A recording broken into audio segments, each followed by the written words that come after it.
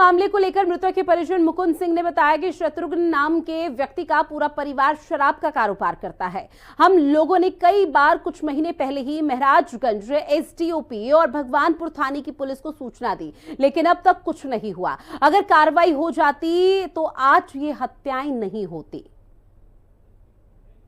कुछ दिन पहले वो जो उसका एक भाई है, ब्रिज किशोर की ऐसे ही कुछ नाम है, उसका नाम अच्छा से नहीं याद आ रहा है, वो दारू बेचता था तो हम लोग गाँव के वाले पकड़वा दिए थे। तो उसी के वो दोस्त में लिया था, अपने दोस्त में सीना में लेके बात को ये ऐसा कर रहा था। उसके बाद मेरे गांव के अभी जस्ट आज जो घटना हुआ है इससे 2 दिन पहले एक जन गए थे वहां पे दुकान पे सामान लेने, तो उसको पकड़ के अपने घर में ले गया, मारा ओरा पूरा दागे उगे कर दिया था। उसके बाद आज क्या हुआ कि हमारे गांव के कुछ जो सीनियर जो लेवल के हैं लोग, वो दुकान पे अपने बैठे थे लोग, मलमलिया उन लोग का व्यवसाय है, उधर से वो अपना आदमी बुलाया था 20-30 उग्रवादी टाइप के बंदूक लेके, जो उसके सामने आया उसको सबको मारते गया। वहीं इस पूरे मामले पर एसपी मनोज तिवारी घटनास्थल पर पहुंच चुके हैं, जहां उन्होंने मीडिया से बातचीत की और बताया कि 3 लोगों की मौत हो चुकी है, जबकि 4 लोग गंभीर रूप से घायल बताए जा रहे हैं। तलवारबाजी के कारण घटना घटित हुई है, आपसी लड़ाई के कारण ये सब हुआ है। आगे की कार्रवाई की जा रही है। हम लोग देख रहे हैं 2 जगह, एक बॉडी है, एक जगह 2 बॉडी है, एक जगह 1 बॉडी है। इसके बारे में हम लोग गहराई से छानबीन कर रहे हैं। इस वजह से द्वारा बताया जा रहा है कि गाड़ी चापाकच और तलवार से ये किया गया है, हत्या किया गया है। कुछ पुराना विवाद बताया जा रहा है। हम लोग गहराई से छानबीन कर, गोली चलने का भी तो वैसा तो इंजरी भी अभी देखने को नहीं मिला। बाकी के हिसाब से लोग तरह तरह की बातें कर रहे हैं। सब लोगों के बात को सुनकर हम लोग जांच कर रहे हैं। तत्काल जिसका नाम प्रोमिनेंटली आया है उसके खिलाफ 3 टीम बना करके ताबड़तोड़ रेड की कार्रवाई चल रही है। हम लोग बहुत कड़ाई से उसके खिलाफ कार्रवाई करेंगे और हम आप लोगों को भरोसा दिलाते हैं, आप लोगों के माध्यम से भरोसा दिलाते हैं कि जिसने यह अपराध किया है, हम लोगों को कुछ क्लू मिलना शुरू हो गया है। पब्लिक ने बहुत सारी बातों को बताया है। हम लोग अच्छे से एविडेंस कलेक्ट कर करके स्पीडी ट्रायल करके सजा। वहीं इस पूरे मामले को लेकर अब सियासतदानों का क्या कुछ कहना है, वो भी जरा आप सुन लीजिए। ये घटना जो हुआ है ना, ये 4 दिन से चल रहा था। कुछ लड़के हैं और ये जो शत्रुघ्न है उसके बीच, और 4 दिन का रिपोर्ट थाना को दिया जाता रहा है। ये घटना जो हुआ माने अपने आप में बड़ा विचित्र घटना है। ऐसी घटना हमारे भगवानपुर और बसंतपुर में नहीं हुआ है, लकड़ी में नहीं हुआ है। इतना दिन 40 साल की राजनीति के काल में मैंने देखा ये पहली घटना है कि जहां लोगों के बीच में दिन दहाड़े ये रेलवे के ओवर पुल पर, वहां बसंती स्कूल जो है उच्च माध्यमिक, वहां 2 लोगों को मारा गया। पहले तो इस घटना के जितनी कठोर शब्दों से भर्त्सना की जाए वह कम ही है। यह बहुत ही हमें लगता है कि यह घटना जिस तरीका से हुआ है, जिस संस्था जिसमें दिखा गया है, उससे सारा प्रकाष्ठा या तोड़ करके घटना घटी है। और मैं आप सब के माध्यम से पूरे समाज और परिवार के लोगों को मैं विश्वास दिलाता हूं, जिस तरीका से डीआई साहब बोल रहे थे 100% जितना वो बोल रहे उससे ज्यादा बढ़ करके कार्रवाई होगी और यह कार्रवाई आपको कुछ घंटों में दिखने लगेगी। अभी तक तो जब से यह घटना घटी है तब से अभी तक जब तक बॉडी नहीं उठा था, प्रशासन भी उसी में लगा हुआ था। हम लोग भी उसी की चिंता कर रहे थे कैसे हो। हम लोग भागे भागे कहीं सुदूर 100 किलोमीटर दूर थे, सीधे वहां से कहीं नहीं, गाड़ी जहां मैं जा रहा था वहीं से गाड़ी मैंने टर्न किया और सीधे मलमलिया की तरफ रुख किया। और इसी पर ज्यादा जानकारी के साथ मेरे सहयोगी संजीव हमारे साथ लाइव बने हुए हैं।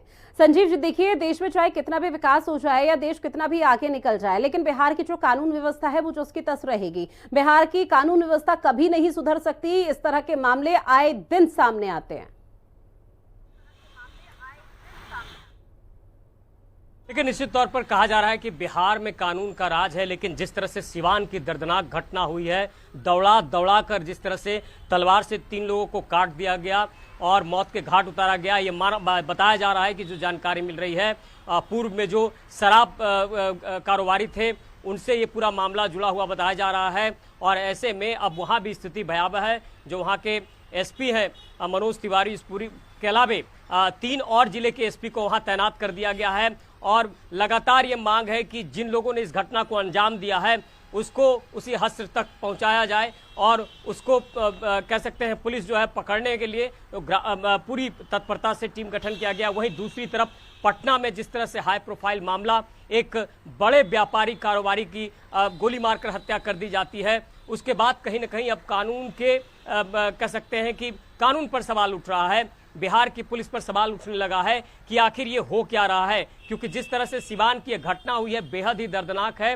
कि जिस तरह से जो वहां पर जानकारी मिल रही है कि मलमलिया कोई जगह है, वहां पर ये पूरी घटना को अंजाम दिया गया है, जहां की एक पक्ष और दूसरे पक्ष के द्वारा ये पूरी बात आई है सामने कि मुन्ना सिंह जो है उनको कह सकते हैं कि तलवार से वार किया गया, उसके बाद अन्य लोगों पर वार किया गया, फिर उससे भी नहीं मन भरा तो जो जानकारी है कि बच्चों को बच्चे थे वहां पर, वहां भी उसको दौड़ा कर बाइक से रौंद दिया गया। तो ये पूरी जो है दर्दनाक घटना है और ऐसे में पटना में भी जिस तरह से कारोबारी की हत्या हुई और अन्य जगहों पर जो हत्या के वारदात सामने आ रहे हैं, विपक्ष पूरी तरह से हावी है।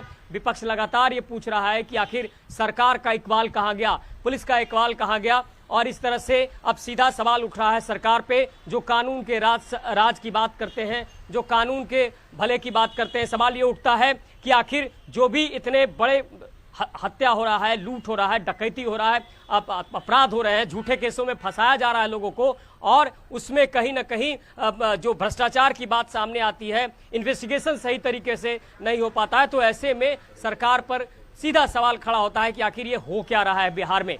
और बिल्कुल संजीव, देखिए ये दो केसेस तो सामने आ गए, हाईलाइट हो गए, इनके वीडियो सोशल मीडिया पर वायरल हो गए, इसलिए आज हम आपसे चर्चा कर पा रहे हैं और जानकारी ले पा रहे हैं। लेकिन ना जाने अभी जब हम चर्चा कर रहे हैं तो कितने केसेस ऐसे होंगे जो अभी आपराधिक घटनाएं घटित बिहार के अलग अलग क्षेत्रों में और जिलों में घटित हो रही होंगी। पुलिस प्रशासन की तरफ से महज अभी आश्वासन दिया गया है कि जो अपराधी हैं, जो आरोपी हैं, जो बदमाश हैं, वो जल्द ही जेल की सलाखों के पीछे होंगे। लेकिन सवाल पुलिस प्रशासन से बस इतना ही उठ जाता है हर किसी का और बिहार की जनता का कि भले ही अपराधी जेल की सलाखों के पीछे होंगे, लेकिन अपराधियों के मन में वो खौफ कब पैदा होगा कानून व्यवस्था का और पुलिस प्रशासन का?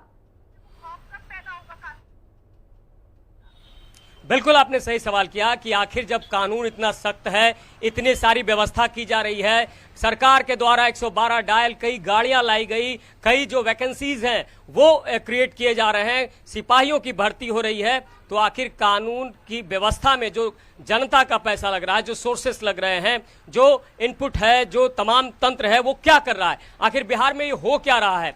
क्यों इतनी हत्याओं, क्यों लोग अपराध को बेखौफ अपराध कर रहे हैं? अपराधी बेखौफ हैं, शराब माफिया बेखौफ हैं, बालू माफिया बेखौफ हैं, और जिस तरह से बड़े कारोबारियों की हत्या हो रही है, इससे तो साफ है कि आखिर बिहार में जो सरकार ये कहती है कि इंडस्ट्री लगेगा, यहाँ पे लोगों को आना चाहिए, तो एक डर का माहौल जिस तरह से बना है, उसके बाद से कई सवाल खड़े हुए हैं। और आप देख रहे हैं सिवान की घटना नहीं, कई ऐसी घटना हुई है जिससे कि सरकार पर अब सवाल खड़े हो रहे हैं। तो आखिर इसका जवाब कौन देगा? पुलिस पर तो सीधा ये कह सकते हैं कि उंगली उठ रही है, और जिस तरह से जो हत्याएं हो रही है, उसके बाद क्या अपराधी बेखौफ होकर जिस तरह से हत्या को अंजाम दे रहे हैं, एसआईटी टीम की गठन कर देना, उसकी पकड़ धकड़ कर देना, और देखिए आगे आने वाले समय विधानसभा चुनाव है, कानून व्यवस्था को लेकर लगातार दावे वादे किए जा रहे हैं, लेकिन वो दावे वादे और राज्य सरकार की जो इमेज